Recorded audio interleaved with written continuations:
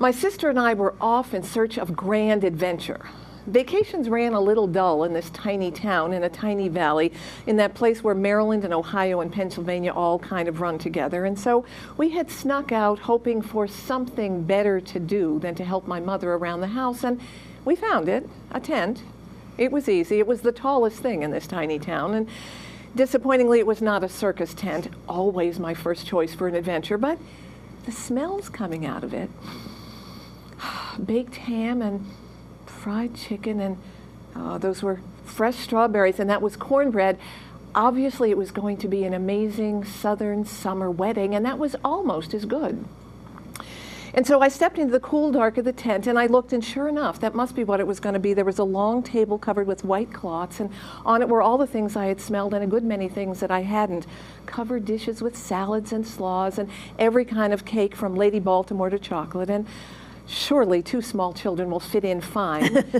And a wedding, I mean, if I got up close enough, I could tell my mother and my grandmother all about the dresses that the bride and the bridesmaids wore. Heady stuff in 1959 for a 9-year-old girl and her 5-year-old sister. The tent was set up like church with a big center aisle and seats on either side, and everybody milling around was all dressed up the way people dress up at weddings, and we didn't look quite that good, but no one would mind, we were kids.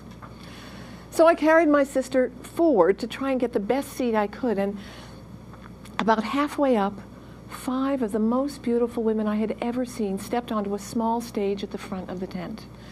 They were dressed in summer dresses in sweet shades of watermelon and peach, and their hair was all piled up on top of their heads. They had some flowers here and some with little hats and red fingernail polish and some toenail polish peeking through their shoes.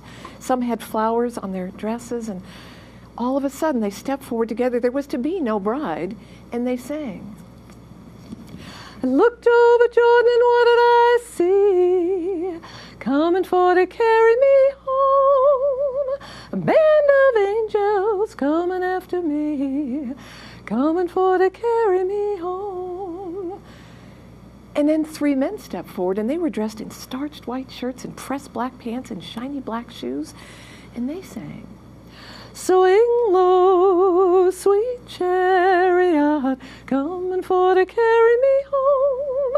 Swing low, sweet chariot, coming for to carry me home. And then they sang together, if you get there before I do, coming for to carry me home.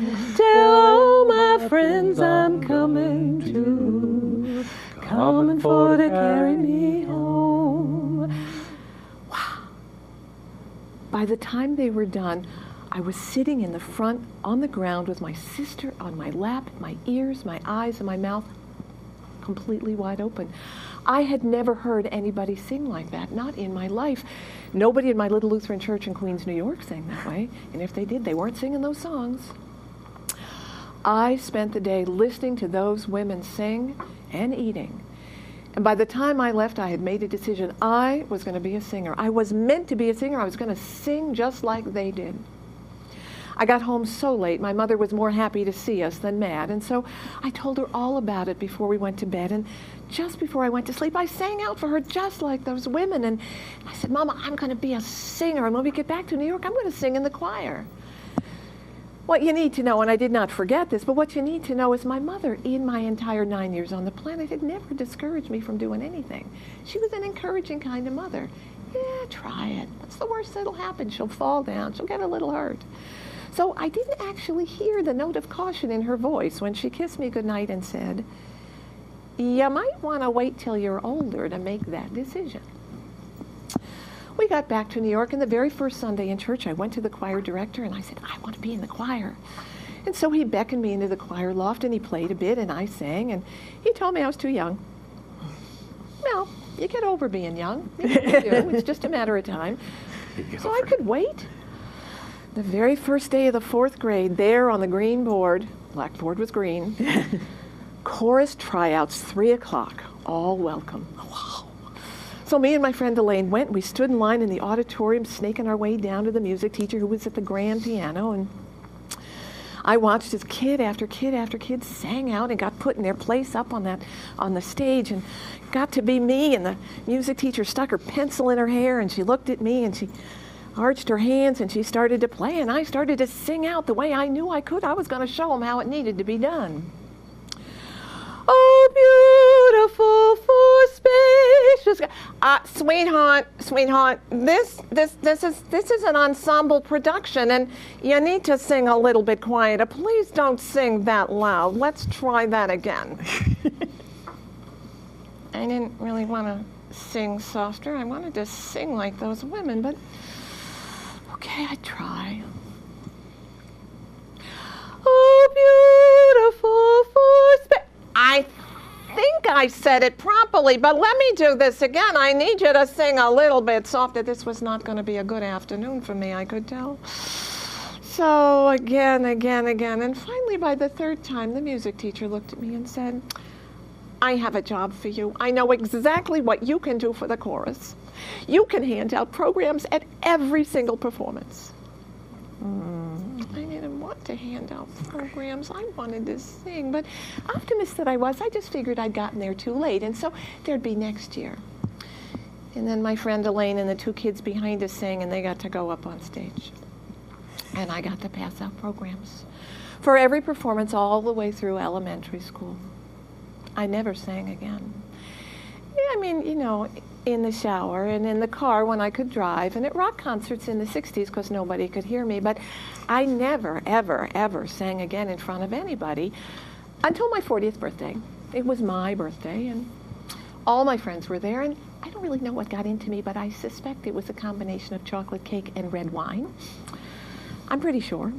And my girlfriend Wendy, who's a singer-songwriter, folk singer, a couple of CDs to her name, had her 12-string. And my friend Bill with his gorgeous baritone, and his daughter had a music scholarship to Columbia, voice scholarship. They're all singing. We're having a good time. Next thing I know, Wendy's playing her favorite song. It's the end of the night. I can't help it. It just comes out.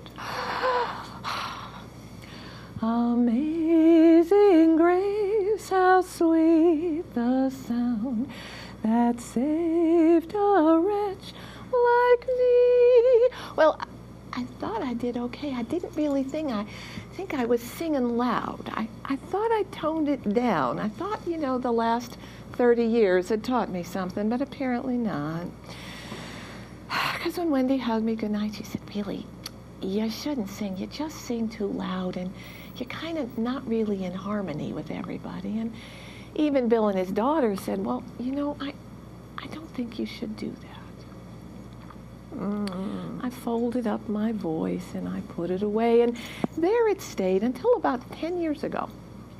I had a gig at St. Catherine's, which is a residential program in Albany, and every Saturday I would go and I would tell stories at a 2-year gig, and tell stories at each of the residences. And the kids were mesmerized by the stories. No one had ever done this with them before, and they would ask often for the same stories over and over. And there was one that they loved, and it's by a man named James Howe. It's called I Wish I Were a Butterfly.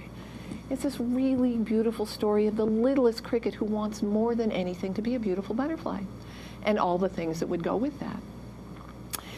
And so I started to tell the story the way I always told the story. Usually I would say, and the littlest cricket thought if he were a butterfly, he could do anything he wanted. Only out of my mouth came, I wish I were a butterfly, a butterfly, a butterfly, 'cause if I were a butterfly, I'd flutter right by you. And nobody laughed. Nobody told me to be quiet. And so the next line of the story, the way I always told it, was, and the littlest cricket thought if he were a butterfly, everyone would think he was beautiful. Only it came out, I wish I were a butterfly, a butterfly, a butterfly, 'cause if I were a butterfly, you'd think I was a beauty too. Nobody laughed, and nobody told me to be quiet. The next line was always, finally the littlest cricket thought if he were a butterfly, he would never cry again. I wish I were a butterfly, a butterfly, a butterfly, 'cause if I were a butterfly, I'd never cry boo-hoo. Nobody laughed, and nobody told me to be quiet. So I tried it at the next house, and the next one, and the next one. And in the 5th house, the house with the littlest girls, when I got done, this little girl came up to me and she pulled on my sweater. She said, Miss Christie, I really, really love that song about the butterfly. Could you teach me the song about the butterfly? Because I want to sing just like you. And on my way home that day, I thought to myself, how many things have I done? How many things have we all done or not done just because somebody once told us that we couldn't?